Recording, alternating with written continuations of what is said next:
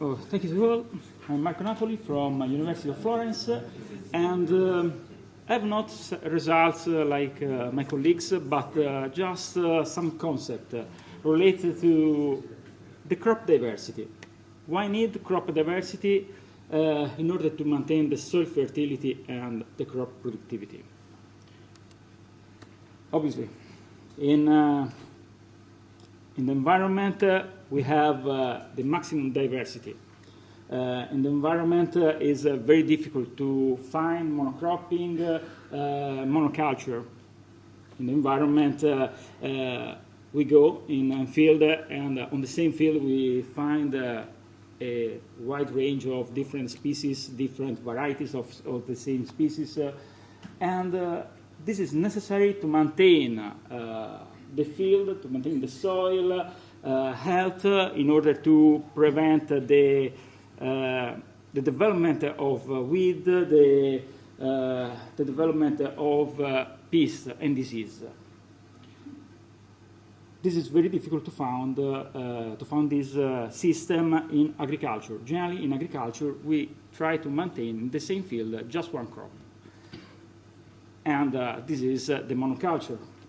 Or the monocropping, when we maintain the same crop on the same field for many years. That is generally performed in the intensive agricultural system. So why we have to maintain the diversity? We have also, there is something, pointer or some otherwise. In a natural system, obviously we have a low productivity. A low productivity because the production is not the aim.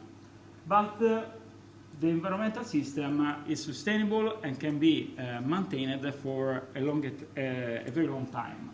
So the system is resilient to the disturbance, to the development of pests, disease, and so on. In an intensive system, generally we aim to get the maximum productivity. To obtain the productivity, for example, when we grow cereal, in terms of kernel, in terms of grain. And this productivity is a resource that we remove from the soil, because when we grow and we harvest something, we are depleting the soil resource. So we have, in some way, to reintroduce the nutrient, the water in the soil. These are systems that are generally characterized by a very low stability. In fact, we have to use effort putting nutrient, putting herbicide, introducing pesticide to maintain it. Otherwise, the soil is rapidly depleted, the weed development, the weed became very invasive and reduced the crop productivity and so on. So generally, the intensive system is also a system that has a very huge environmental impact. What we have to obtain is a sustainable system on which we get a quite good productivity with a good resilience and reducing as much as possible the environmental impact. Like what was already said by Rob. Obviously, it's almost impossible to reduce completely the environmental impact, because any human activity affects the environment. So we put energy. We get energy from an area and we transfer it in our soil. In general, to introduce diversity, that is the way to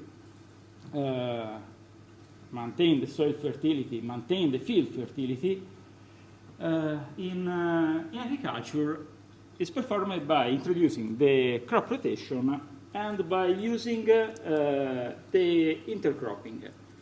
So increasing the number of species that are cultivated in the same field between years, or in the same field within the same year. You all know what is the crop rotation. Crop rotation is a common practice performed in agriculture starting from 7,000, 8,000 years ago, born in the Near Eastern, where the farmers usually grow alternatively on the same surface cereal and rotating it with legumes. Then the Latins introduced the fallow concept, so maintaining the soil uncultivated to replenish the soil fertility. So at least 1 year every two, maintaining it fallow. In the Middle Age was introduced the 3-year rotation, so alternatively switching between fallow, legumes, and cereal, and so on.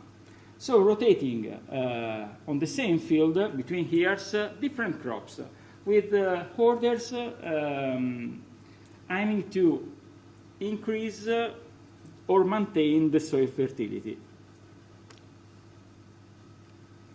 This is the easy scheme, the simple scheme for the crop rotation. So we maintain just one crop by year in the same field. So this is a monocropping system. It's not the maximum in terms of diversity.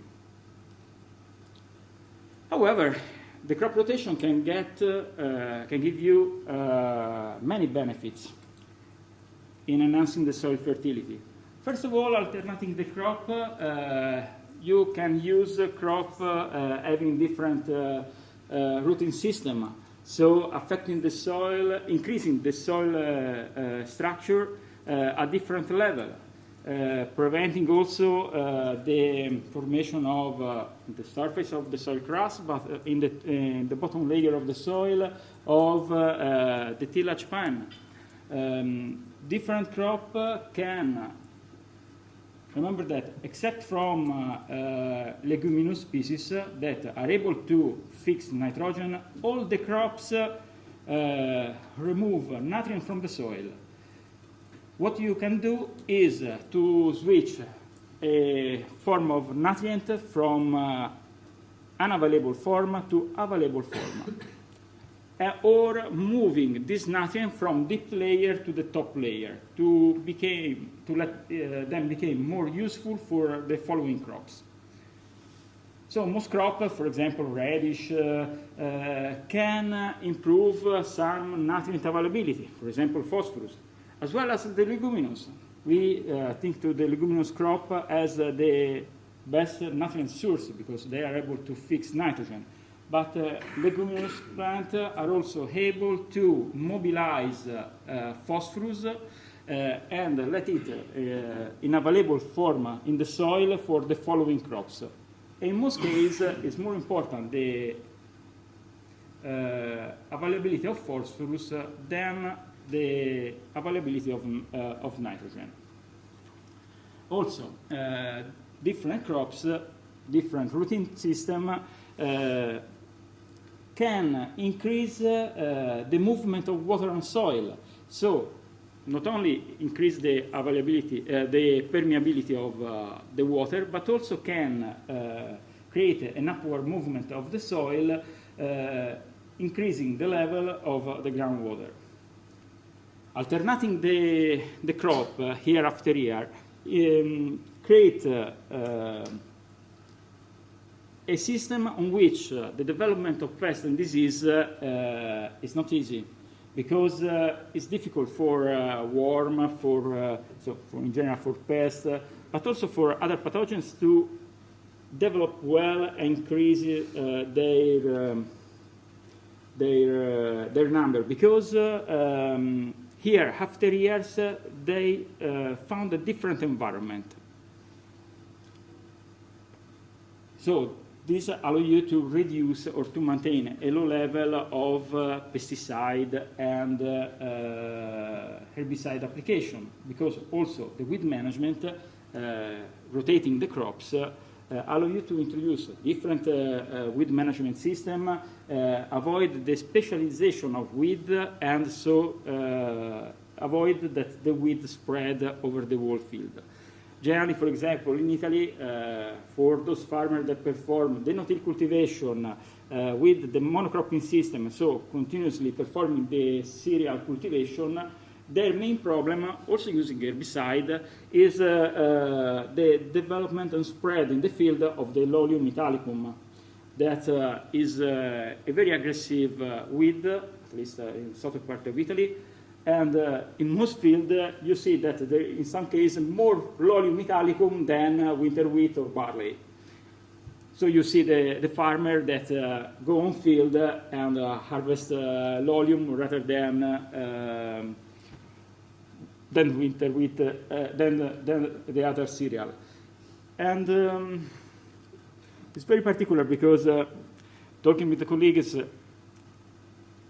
my experience is an experience from a dry area.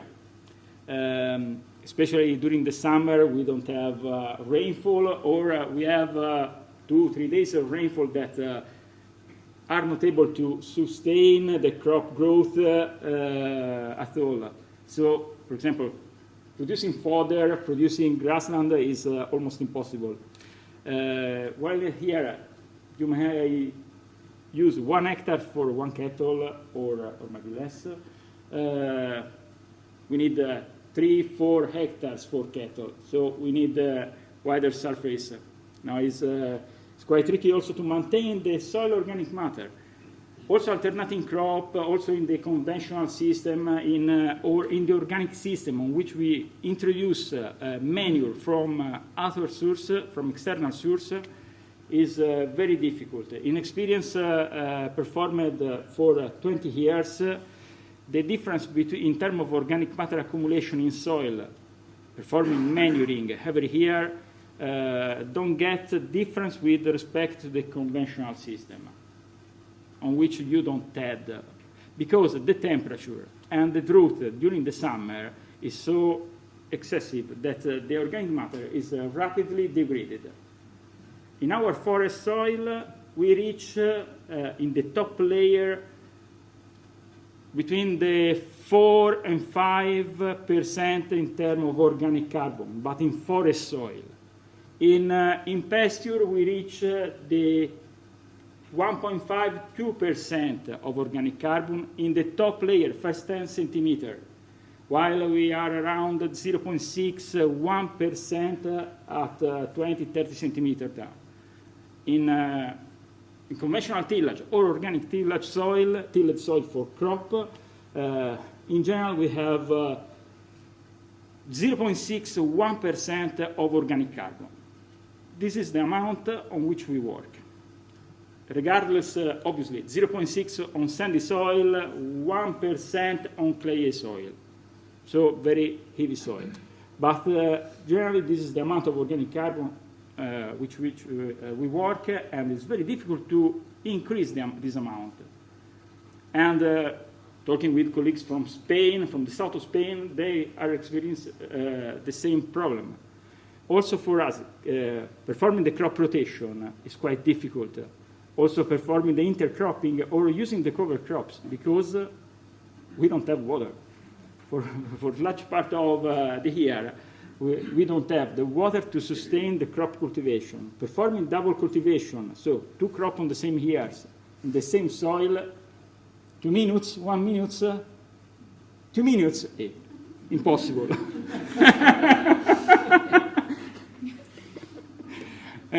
It's very difficult because for a large part of the summer, starting from May to mid of August, we don't experience rainfall. At least 1–2 rainfalls by month for a total of 30 millimeters. Nothing. It can support the crop growth for 2 days, no more. Moreover, in that case, are rain showers, so most part of the rain just run off over the soil and don't infiltrate. Type of crop rotation, also. The traditional crop rotation, so 1 crop by year, that can be integrated by using cover crops, where it's possible, where you have enough rain. So introducing, for example, during the winter, cover crops to prevent soil erosion. So between the 2 main crops, introducing cover crops to maintain the soil cover. or to introduce in the soil some other benefit. For example, you may use during the winter some radish, tillage radish, for example. Tillage radish that is a common cover crop that is sensible to the winter frost, so die during the winter, but it's important to improve the soil structure, improve the availability of phosphorus in soil, so increasing the phosphorus for the following crops.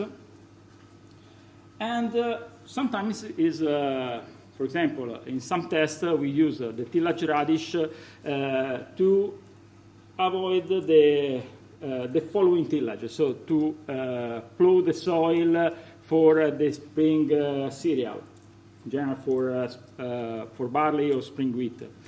And we observe that increase the phosphorus availability in the top layer by about 1.5 milligrams by kilograms. That at least in our environment means that you will increase the grain production by about 4 to 500 kilograms of grains. Not so much. Consider that in central Italy, the average production of grains is about 3 tons and a half by hectares, very low. So for us, increasing by 300 is about 10%. Practical implementation of crop rotation. So, first of all, the planning design of crop rotation. You have to consider that. First of all, you have to assess the soil characteristics. This is the very important aspect because based on the soil characteristics, soil nutrient availability, you cannot just rely on mixed cropping or crop rotation. First of all, you have to identify if the soil is able to support the productivity of your system. So, refill the soil with macronutrients or those nutrients that are missing in order to create a balanced system. Then identify the correct crop sequence to avoid disturbance related to allelopathy problem. You have to avoid to put in sequence crops that on which the first crop may be the host from pathogens of the following crops. This must be absolutely avoided. Perform crop rotation cycles with the length, with the number of years that allow you to free the soil from pathogens. Generally, a crop rotation of 2 years or 3 years is not enough.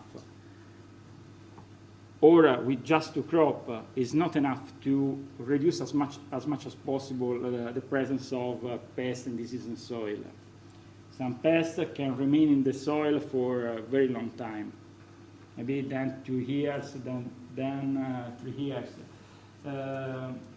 When it's possible, it's better to rotate the cash crop with the cover crops in order to improve obviously the soil organic matter, but also the availability of nutrient.